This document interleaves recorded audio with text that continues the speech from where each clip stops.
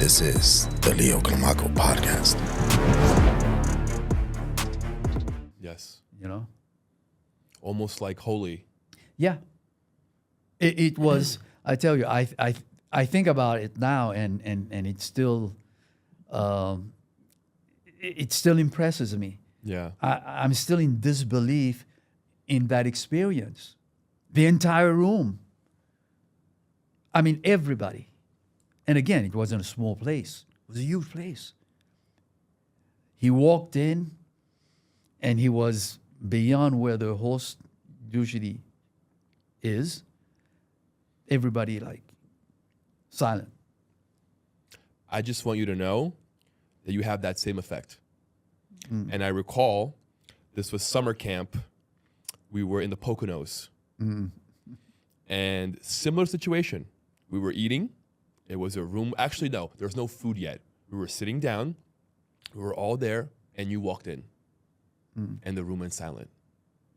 And I recall me, Chris, and Mustafa just looking at each other. Kancho's here, Kancho's here. And the entire room just went quiet.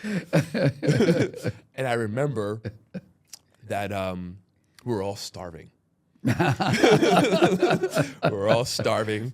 And part of the hierarchy, right, is we couldn't eat until everyone that was higher than us was eating and sitting down, right? So that energy has been felt, and you have that in you. Yeah, it's interesting because, I mean, I'm glad that's the case. I honestly don't realize it. A few times it's been told, but listen, I don't know why these things happen, but I know that the Kyokushin training is, to me, a way of life. And I think you recall one of the things that we had inscription was not just a workout, but a way of life. Yes. And that really is the sentiment, you know. And it's a way of truth. life because, yeah, it represents, it embodies a lot of what I've been taught throughout my life, that you have to have pride in who you are, in your body. You have to take care of yourself. You have to stay centered and focused mentally. You have to elevate yourself spiritually, and body and soul. So it embodies all of these things, and it has a great philosophy. The problem is not in the philosophy of Kyokushin, because there are some, it's too hard or it's too brutal. No, that's not the issue. Right. The issue to me is the philosophical aspects of Kyokushin that has not been perpetuated in its totality. It's focused so much in being a strong art, in being a fighting art, in being powerful, that it forgot all the other aspects of Kyokushin, Right. which makes Kyokushin different. Masuyama, as I told you, studied Kempo, Judo, Goju, Taikikan, which is a Japanese form of Yikuan. And he integrated all these to create Kyokushin, but he also maintained a high level of teaching, philosophical teaching, or that dealt with values that should be instilled in us, values that are drawn from the samurai code, values that are not dissimilar to the general values that society tries to cultivate, and similar to the theological and cardinal virtues that you find in Christian faith, Yes. So, and in many different religions, by the way, under different names maybe, but Right. they still those values. So those values are what make Kyokushin, more so than the kicking and the punching. Kicking and the punching is just an aside, You can get anybody to come and kick and punch a bag. Right. You know, it doesn't take any great. You know, you train them long enough, they're gonna kick.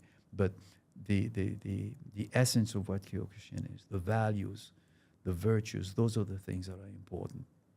I agree 100%. I think that's what really made me connect with Kyokushin was not only the training and the fighting, but the philosophy and how it not only wanted to make you a great fighter, but it also wanted to make you a great person. And I think that was the huge difference that I saw from Kyokushin to any other form of martial arts that I tried to pursue. And in those, one of the things that's always been interesting is how you guys came back again and again. And I'll tell you an experience that you had when I think you were going, it was for your black belt, you had an exchange with another gentleman, an older gentleman, much heavier than you. And I think you were giving him a hard time, and he got so upset at that, he pushed you because he had the weight. It wasn't a technique, but he just pushed you against the glass, and he was really upset. The glass shattered. And here's a man who had lost his composure against a young man who he outweighed by at least, I think, 140 pounds. At least, yeah. And your reaction to that, I never forgot. It was so, maybe if you were completely destroyed on the inside, it didn't show. You were a little bit not understanding what his problem was because, you know, this is a promotion. You know, it's not personal. You know, we're fighting. You know, we're defending ourselves. You maintain your composure at the end to continue. Now, many individuals, especially I think at that age, would have been so taken aback that they wouldn't fight again. You know, they'd completely hold back. They'd really withdraw within themselves. But no, that didn't take place. And you continued and came back.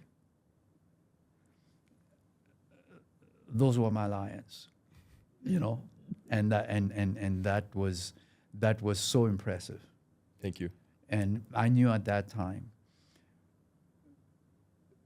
not what you were going to do in life, but I knew at that time, you know, success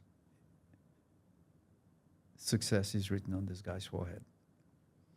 And so years later, when we got in contact, and I see what you're doing, the wonderful work that you're doing, that you have a book written already at your age, you've published, you have, 70 podcasts already. I have 4 businesses. 2 years, 4 businesses. I mean, you're a powerhouse, you know.